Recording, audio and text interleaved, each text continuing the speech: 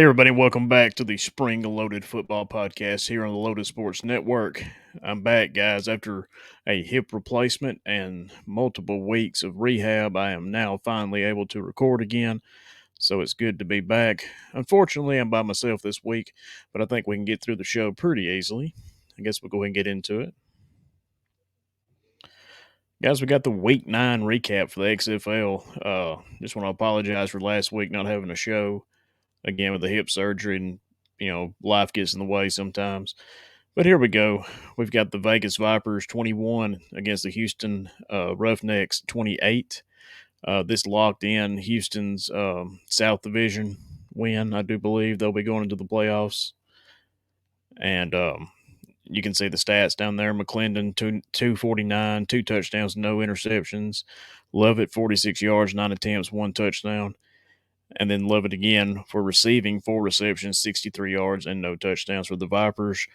Over on the other side, you had Silvers with 105 yards and 2 interceptions. Borky had 74 yards rushing on 10 attempts with 1 touchdown. And Smith had 2 receptions, 26 yards for no touchdowns. Like I said, I'm pretty sure this locked in Houston's playoff spot. So, we don't know how next week's going to look since they've already locked it in. But it's a pretty good game, pretty close. Seems like a lot of these XFL games have been pretty close. Like this one. We had the Orlando Guardians 23 against the San Antonio Brahmas 25. Man, this Orlando team, they keep it close, but man, they just can't get any wins. You had Dormady with 47 yards passing, 1 touchdown, 1 interception. Darrington had 133 yards rushing, 16 attempts, and 1 touchdown. And then receiving, you had Cannon with 1 reception, 69 yards. That's a pretty good pass, but that's only 1 reception. And you could tell by that rushing stat, that's what they were doing. On the San Antonio side, you had Cone with 302 yards, 1 touchdown, no picks. Rushing, you had Patrick, 80 yards on 20 attempts with 1 touchdown. And receiving, you had Holly, 4 receptions, 105, no touchdowns. So, man, you could tell this San Antonio team wanted to run the ball too, but they also passed, and that's probably what got them the win. Like I said, with these Guardians, man, you just don't know. Here we are at the end of the season, and it's not been good. So, do you have a coaching staff change after one season? Probably not. You probably give them another season, I think. Then we have the Arlington Renegades 26 against the DC Defenders 28 in a really good game. DC sold out the stadium. They were completely sold out. I think 16,000 people, which is amazing. Which St. Louis and San Antonio's at over 30. St. Louis for sure is over 30,000 people there every home game, which is just unbelievable for this startup league. Over on the Arlington side, you had Perez with 335, 1 touchdown, 1 pick. Rushing, you had Smith, 43 yards, 12 attempts, 2 touchdowns. And receiving, you had Canelo with 7 receptions and 92 yards and no touchdowns. Over on the DC side, you had Tiamu, 188, 2 touchdowns, 1 pick. Rushing, you had A. Smith, 27 yards, 10 attempts, no touchdowns. And receiving, you had Hammond, 5 receptions, 74 yards, and 1 touchdown. And I think this locked in DC as the number one, as the winner of the North Division, I do believe. So more than likely, we're looking at a DC Houston championship game. I do believe that'd be my pick. Then here we got the Seattle Sea Dragons against the St. Louis Battlehawks. Seattle 30, the Battlehawks 12. Rough game from McCarron and the Battlehawks. Offensive line did not show up. And Seattle did. I mean, DiNucci had 260 in passing, 2 touchdowns, 1 pick. Rushing, you had Hammonds for 59 yards, 7 attempts, 1 touchdown. Receiving, Pearson, 7 receptions, 115, and 1 touchdown. Over on the St. Louis side, McCarron, 186, 1 touchdown, 2 picks. Rushing, you had Jennings, 35 yards on 4 attempts. Receiving, you had Aitman, 7 receptions, 99 yards, no touchdowns. Like I said, man, it's a rough game for St. Louis. They've still got a shot to make the playoffs, but they're going to need some help, no doubt. And guys, we didn't talk about it last week because we didn't have a show, but the USFL started. This is our bread and butter, with us having a team, that we can go see in Birmingham. So let's get into it, guys. It started off with the Memphis Showboats having a home game in Memphis at the Liberty Bowl. Had a lot of people there, really good turnout, but they lost. So you had Philadelphia Stars 27, Memphis 23. You had Cookus 212, 3 touchdowns, no picks. Rushing, you had Cookus 31 yards on 7 attempts. Receiving, you had Gray 7 receptions, 77 yards and 1 touchdown. Cookus was lighting them up, and it wasn't even really close until Memphis made a little comeback. But on the Memphis side, you had White with 182, two touchdowns and 1 pick. Collins, 63 yards on 14 attempts with 1 touchdown. Receiving, you had Davis, 2 receptions, 75 yards and 1 touchdown. The second game of the week, you have the defending champions Birmingham Stallions going up against the New Jersey Generals, just like it was in week 1 last year when we were at the game. Let's go ahead and zoom in on this one big time. There we go. Got New Jersey 10, Birmingham 27. This game was not close. You had Prukop for the Generals, 148, no touchdowns, no picks. Victor had 84 yards on 8 attempts. And receiving, you had Looper, 5 receptions, 54 yards, no touchdowns. And on the Birmingham side, Magoo showed up, when he needed to. He had 68 yards and 1 touchdown. But then he showed up in the rushing stats, 51 yards, 6 attempts, and 1 touchdown. And then he had Sternberger, 5 receptions, 62 yards, and 1 touchdown. So it's a good start to the season. Ham Stallions defending that title. Man, it was good to see that.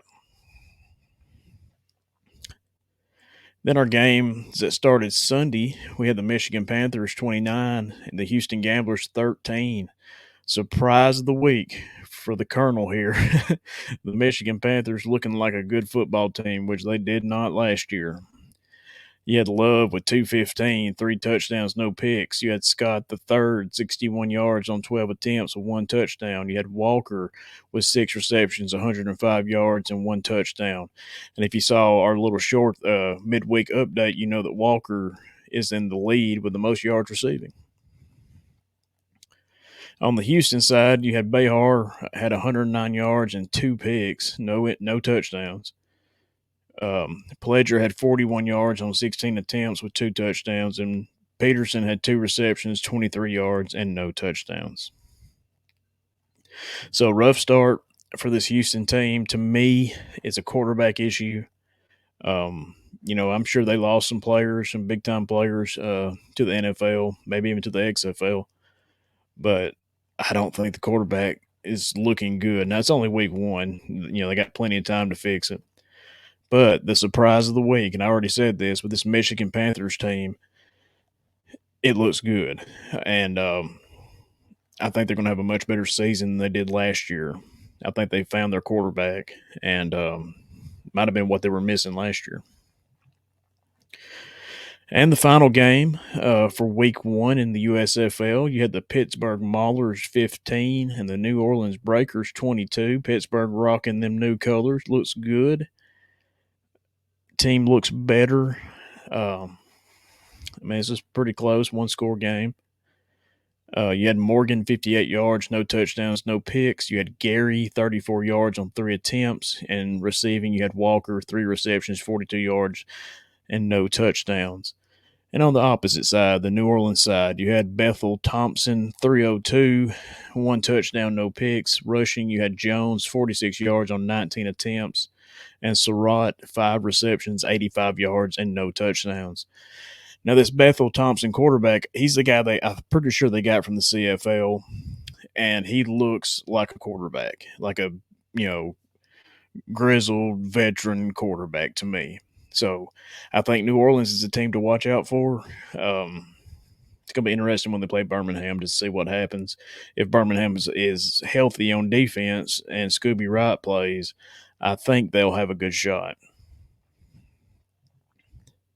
But guys, we want to take a short break here, and tell you that Spring Loaded Football is sponsored by BetterHelp. You can visit betterhelp.com/Loaded Sports Network or scan this QR code for 10% off your first month of online therapy.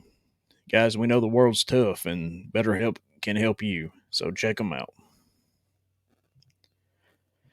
Now we got our Week 10 preview for the XFL. We've got the Orlando Guardians traveling to St. Louis to play the Battlehawks. If the Battlehawks win, they'll have a shot to get into the playoffs. I think they still need Seattle to lose, but they've got to win at least, and they'll have a good shot against Orlando. No offense, Orlando. We got the DC Defenders against the San Antonio Brahmas. I don't think this game matters much. We could see San Antonio pulling out this win if they're resting guys, which they may do. Got the Houston Roughnecks against the Arlington Renegades on Sunday. Again, I think Houston's locked up its spot. Do you rest your guys? You probably do. Just depends on what Coach Phillips wants to do, but if he can, I think he needs to try to rest some guys for the playoffs. I mean, you want everybody healthy. Then we got the Vegas Vipers against the Seattle Sea Dragons. Seattle's got to win. If they lose and St. Louis wins, St. Louis gets in. So it's going to be an interesting week. Actually, the slides say week 9. I just noticed that's week 10. But last week of the regular season of the XFL. So it's going to be interesting to see what happens. And guys, let's move on to the week 2 preview for the USFL. On Saturday, we've got the Houston Gamblers playing the New Orleans Breakers. Just a quick pick. I think New Orleans has got it based off the quarterback play I've seen from Houston. And the same for New Orleans. I think New Orleans has got a better shot. Got the Memphis Showboats against the Birmingham Stallions. It's going to be an interesting game. Memphis didn't look too terrible. Birmingham looked great. Got to keep everybody healthy. It seemed like they had a bunch of injuries in that first game, which you hate to see. But I'll pick Birmingham on this one. Then on Sunday, we got the New Jersey Generals against the Pittsburgh Maulers. I'll take New Jersey. They'll be running the ball all down the field. And the last game of week 2, we got the Michigan Panthers against the Philadelphia Stars. It's going to be a good game. Michigan looked good. Philly looked really good. Could come down to whose defense plays better because it looks like both teams can score. So this will be my pick for game of the week, just off the top of my head. And guys, don't forget, you can check out our merchandise store. You can scan this QR code and it'll take you right to the Loaded Sports Network store, and you can check it every week for new merchandise. You know, buy yourself a Spring Loaded shirt, help support the brand, tell everybody you know about it, man, it'll help us out, and you'll have a cool t-shirt. Can't beat that. But guys, I just want to thank everybody for listening. The show continues to grow by leaps and bounds, even when we take a week off or have hip surgery. But we just want to thank everybody for being a part of this, everybody that stuck with us through all of it. We really appreciate it. Don't forget, you can check out LotusSportsNetwork.com, click the link, buy yourself a t-shirt, check out BetterHelp.com/LotusSportsNetwork. Get 10% off your first month of online therapy. But guys, I'm the Colonel. We'll see you next time on Spring Loaded Football.